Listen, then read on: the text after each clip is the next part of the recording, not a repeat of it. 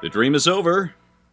Or is it? I don't know. Crowded House saying, don't dream it's over. That might be the case. It might not be for those children, mostly adult children, of illegal immigrants protected under the Deferred Action on Childhood Arrivals, which was the executive order signed by President Obama back in 2012, creating out of whole cloth, unconstitutional cloth, an entirely new class of kind of, sort of, maybe legal immigrants.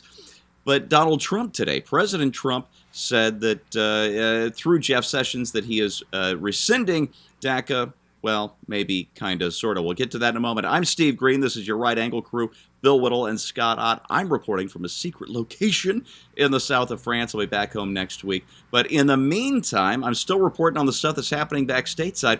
And here's what's going on with DACA, as we know. No new DACA applications will be accepted after today, but current ones, the ones that have already been put into the system, will be processed, and people currently protected under DACA can apply for a 2-year extension up to 2018, giving them the semi-legal status up until 2020. And that's only if the White House decides not to punt. They could extend this thing indefinitely. Scott, let me ask you: is this what Donald Trump ran on rescinding DACA, and now he's semi-half punted and said that Congress should consider making it a law? Is this what Trump voters were asking for last November? Well, I think the main thing people want to know right now, and they're probably across America right now, parked along the side of highways, are the buses that Donald Trump has dispatched to pick up all the illegal aliens and take them back across the border. And now they're just sort of sitting in truck stops, kind of waiting for their orders. Like, should they continue to do that, or should they stop?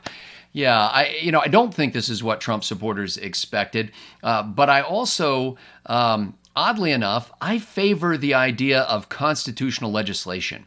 So it's scary, crazy, isn't it? I know. I mean, the presidency has a few benefits, and the framers of the Constitution created the office of the presidency because of the need of dispatch in matters that required speed. I think alacrity may be the word, but I'm not sure. That could have something to do with the citrus flavor. But alacrity. For that. But they wanted the ability, because they realized Congress wouldn't be in session all year round. Their session would start at the first Monday in December and may last through Christmas, and then they could go home or whatever. But the president needed to be able to make decisions when Congress wasn't in session. Well, in this situation, Congress was perfectly able to legislate in this matter, but did not do so. So if there's any deferred action, it's on the part of the legislature. The deferred action by Congress is the problem. And I'd like to see, I hate to sound like John McCain about it, but I'd like to see a return to regular order. I'd like to see a return. If the Republicans are going to say we stand for constitutional governance, then let's not just be the flip side of Barack Obama and do executive orders for everything that we want, but let's actually force our legislators to do their jobs. Yeah, Bill, politically, this thing is a real football, because the provisions of DACA are politically popular. They're popular with the American people. It essentially lets mostly adult children,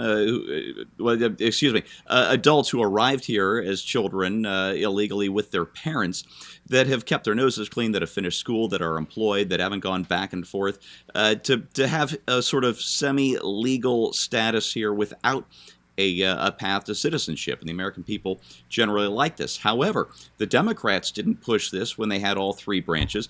The Republican Congress refused to accede to Obama's wishes in 2012, which is why he did this executive order. But despite this being popular, no politician really wants to touch it, except we've got some in Congress who say they are willing to take it up now that Trump is president. But if this Congress it kind of enshrines DACA with the DREAM Act now, after failing on Obamacare, what's this going to do to GOP voters going into 2018? Oh, you don't have to worry about that, Steve, because the Republican Congress that we sent there is rock-ribbed, and they will stand on principle every single time. So you can put those concerns aside right away. I think I just wet myself. So Oh my. that's number one. Number two, I agree with Scott that executive orders are they're written. It's law written in pencil, right? Yeah. That's basically what it is. And having been a person who studied power and what power does to people and what power does to good people and bad people, I've often thought that if I was elected president, my first executive order would be to void all existing executive orders. And my second executive order would be to order Congress to get out there right now and make a law making sure that no one can ever do any more executive orders. And I would want this to happen before power corrupted me to the point where I insisted that every single jet in the U.S. Air Force was painted like a Thunderbird's and that we put fire coming off of the sails on nuclear submarines. That's what would happen to me if I had that kind of power for too long. But to be serious about it, my baby is an immigrant, and it's a long process. It's not inexpensive. It's at least 2 or 3 years just to get the resident alien card, and that's how it's supposed to work. My personal solution to this would be to say, okay, you have to make a decision now. You don't have to leave now, but you have to make a decision now. Do you want to become a United States citizen? If the answer is yes, then we will allow you to stay here with this provisional status, and you will go to the back of the line. That's not the same thing as an amnesty. Yep. And you will go through all the steps that other people have to go through in order to get citizenship here, or at least resident alien status, at which point you become full Americans. Welcome aboard. This is all we ever asked of anybody coming to this country. That's one thing. But if you don't have a plan to become an American citizen, then you're an illegal alien. And you've been given illegal, temporary, gray area status by a president and a party that gives away candy so that they can buy some votes. Yeah, that really is what it comes down to. Like, folks, I'm not much of an immigration hawk, but I understand that power resides with Congress, and if the popular pressure is moving in one direction, I'm pretty much okay with that, because I just don't care that much one way or the other. But let me quote from you something from somebody who does, and that's Mark Krikorian, who runs the Center for Immigration Status, which is one of the hardline the immigration pressure groups. He said today, on Tuesday, when Jeff Sessions made this announcement on behalf of the president, he said, "It's not clear what delaying this for 6 months mean. He's being pulled in he being President Trump, he's being pulled in a bunch of different directions, and because he doesn't have any strong ideological anchor or deep knowledge of the issue, he ends up sort of not knowing what to do. I think the fact that they did nothing to it suggests that they had no idea what to do." And that is a pretty damning. That's a pretty damning statement from one of Trump's fairly early supporters at the Center for Immigration Studies, and it really highlights what is maybe the essential weakness of this administration. And maybe with a little more pressure, Donald Trump will live up to his promises.